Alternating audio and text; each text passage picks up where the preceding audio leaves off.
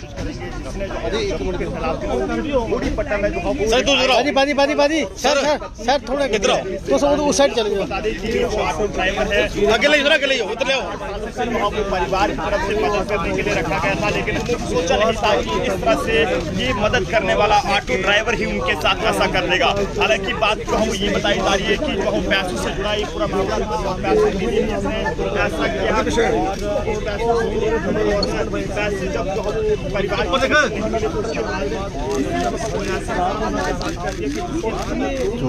गल कर जान चलेगी है,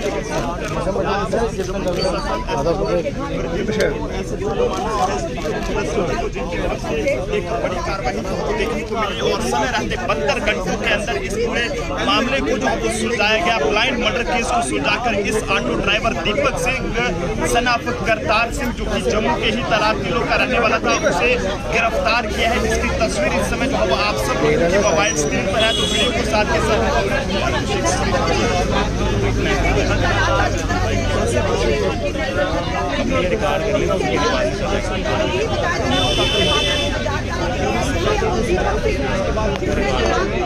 ये तो फटे नेट नहीं चल रहा है।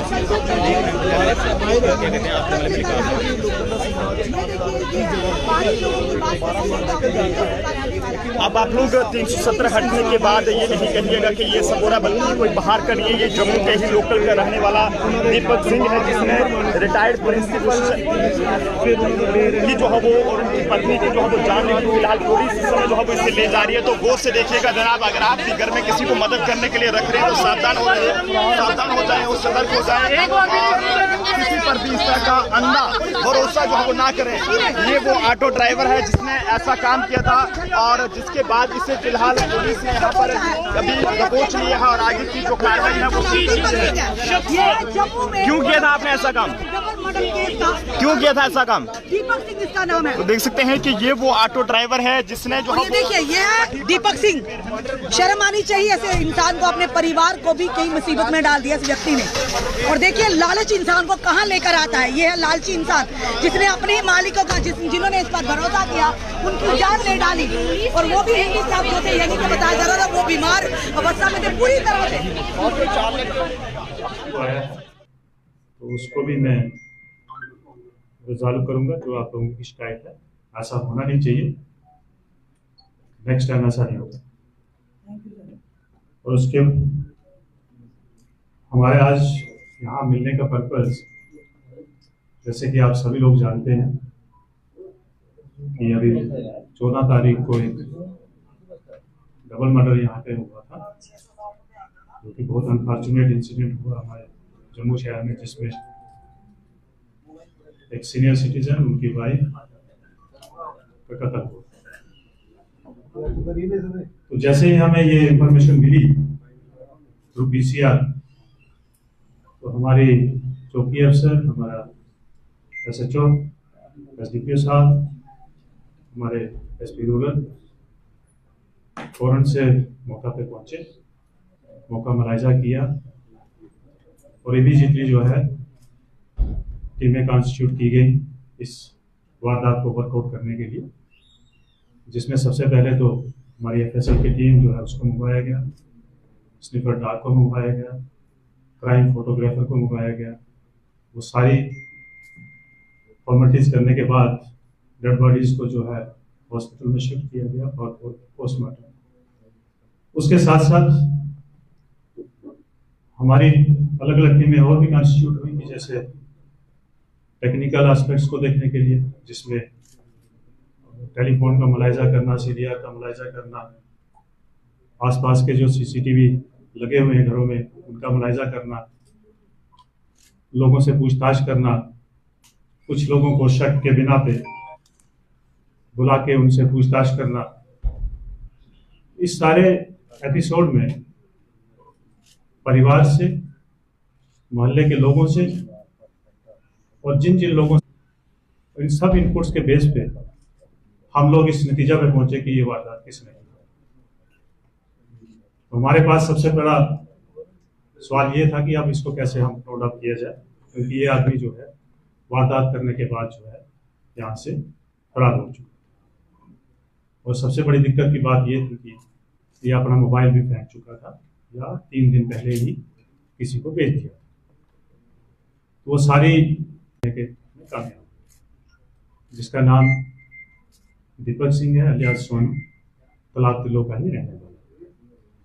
इसमें जो मोटी मोटी चीजें हैं वो हमें अभी तक ये पता चली है कि ये आदमी जो है इनका जानकार था, इनके घर में काम करता था, छोटे मोटे काम जो कभी बाजार से कुछ मंगवाना, जो संजय चंदेल जी हैं उनकी सेहत ठीक नहीं रहती थी, उनकी मदद करना। तो 7-8 साल से इनके कांटेक्ट में था, विश्वास पात्र था, आना जाना फ्री था घर में।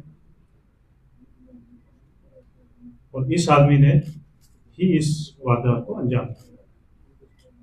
इन्वेस्टिगेशन में और भी पता चला कि इसके पीछे वजूहात क्या हो सकती है।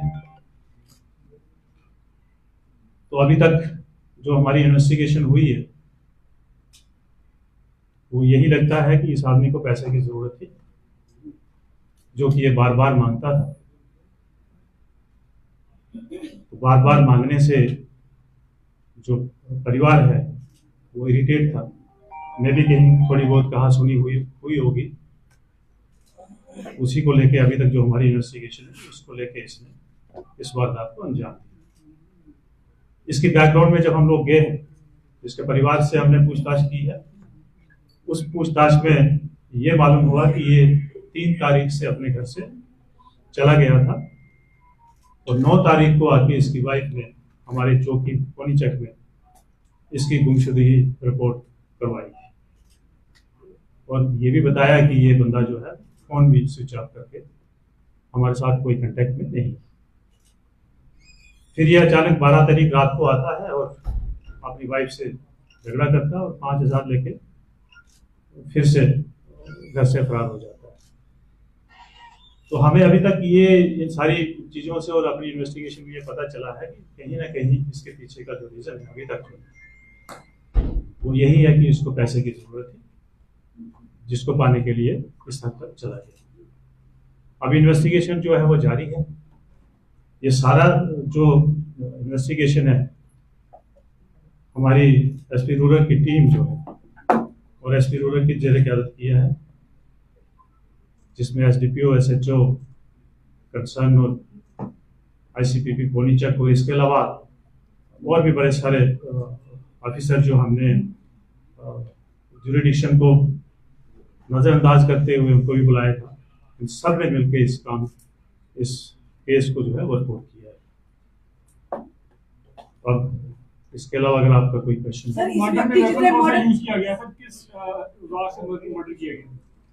देखिए, वो जो वहाँ एक रस्सी अवेलेबल थी उसी से इसने स्ट्रैंगुलेशन। सर, दीपक सिंह के ऊपर और भी कोई पहले ऐसे कोई केसेस हैं या किसी केसेस में मुलविस है कोई इसकी बैक हिस्ट्री? जी नहीं, इसकी बैकग्राउंड में इसका कोई भी क्रिमिनल रिकॉर्ड नहीं। सर, जैसे कि कह रहे हैं कि आप उसका आना जाना घर में फ्री था, तो वो चोरी भी कर सकता था, उसको पैसे मांग नहीं मिल रहे थे, तो उसने मर्डर क्यों किया?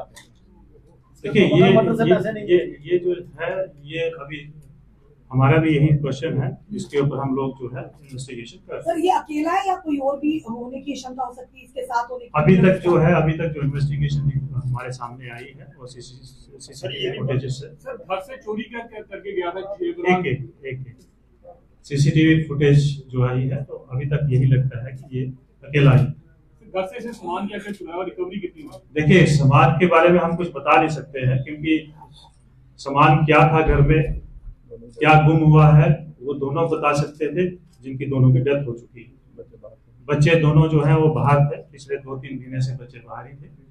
तो अभी घर में कोई भी इस बात को बता नहीं सकता है कि एग्जैक्टली क्या चोरी है।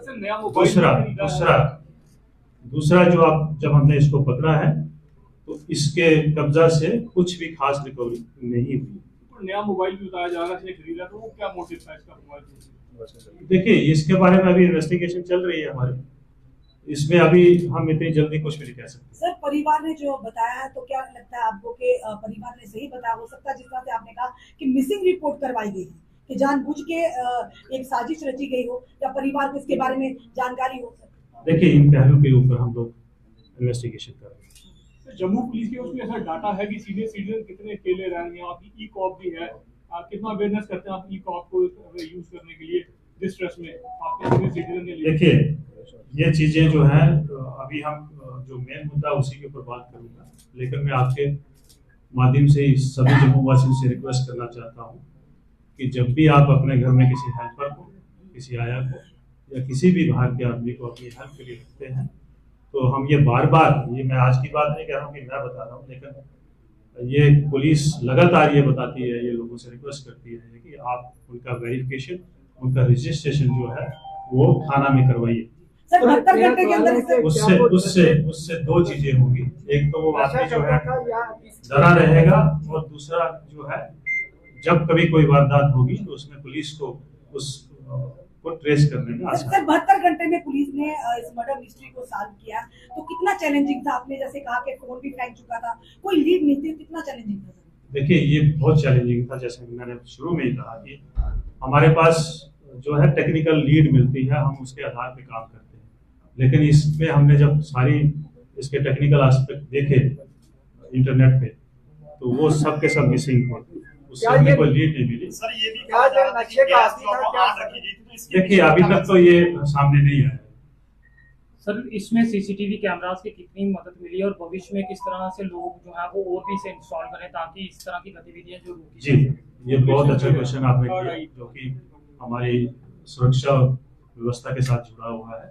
मैं आपके माध्यम से सभी जम्मू वासियों से रिक्वेस्ट करता हूँ कि अपने घर के अंदर तो लगाइए, लेकिन घर के बाहर सड़क को भी कवर करे, आपके गेट को कवर करे, आपके पूरे घर को कवर करे, उसमें सबको लगाना चाहिए, इसमें ज्यादा खर्चा भी नहीं आता है। दूसरा मैं आपको ये बता दूं कि हमें सीसीटीवी फुटेजेस से ही ये को क्रैक करने में बहुत ज्यादा मदद मिली है, जिसमें हमारी मदद जो है जीएमसी की जो कंट्रोल रूम है जहाँ पे सीसीटीवी फुटेजेस आते हैं, उन्होंने हमारा बहुत इसमें सहयोग किया है। सर सीसीटीवी कैमरास को लेकर पुलिस हर बार अवेयरनेस करती है, आज से पिछले 3 सालों से पुलिस कह रही है कि सीसीटीवी कैमरा जो है इंस्टॉल होने चाहिए। क्या लगता है कि पुलिस को भी एक अवेयरनेस ड्राइव चलानी चाहिए, लोगों को अवेयर करना चाहिए ताकि लोग ज्यादा सीसीटीवी फुटेज कैमरा जो है वो इंस्टॉल करें? देखिए, ये अवेयरनेस का ही नतीजा है कि इस वक्त आप मेजॉरिटी ऑफ द एरिया में जो है वो सीसीटीवी लोगों ने लगाए हों, चाहे अपनी दुकान पे लगाए हों, चाहे अपने घर पे लगाए हों, चाहे अपने बिजनेस सेंटर पे लगाए हों। और दूसरा मैं आपको ये बता दूं कि पहले जो सीसीटीवी लगाए जाते थे वो जनरली अपने घर के अंदर लगाए जाते थे, तो हमारी रिक्वेस्ट के ऊपर बहुत सारे लोगों ने जो है वो घर के बाहर लगाए हैं, जिससे सड़क जो है वो कवर होती है। जी सर पुलिस ने बार बार आम जनता को ये भी कहा कि अगर कोई भी टेनेंट रखते हैं तो उसकी जानकारी पुलिस को, स्थानीय पुलिस तो या चौकी में हो, तो क्या लगता है अगर कोई घर में काम करने के लिए किसी को रखते हैं हेल्पर के तौर पर, उनकी जानकारी भी पुलिस को होनी चाहिए? सर देखिए, ये तो हम लोग इसमें पर्चे भी लगाते हैं कि जिन लोगों ने टेनेंट अपने घर में रखे हैं, तो उसमें हम FIR भी लगाते हैं जिन लोगों ने रिपोर्ट नहीं किया। तो हम तो ये बार बार कहते हैं कि अपनी सुरक्षा और सेफ्टी के लिए हर किसी को अपना ध्यान रखना बड़ा जरूरी है। उस सेफ्टी में ये चीजें भी आती हैं कि आप किसी को घर में रख रहे हैं, उसका प्रॉपर वेरिफिकेशन होना चाहिए। सर ये ऑटो चालक ही था जिस तरह की बातें थी, ये प्रॉपर उनके जी ऑटो चालक। सर बीट बुक में क्या प्रोविजन रहता है, एल्डरली सिटीजन कितने लेकर अकेले रहते हैं? देखिए, वो है हमारे पास डेटा है।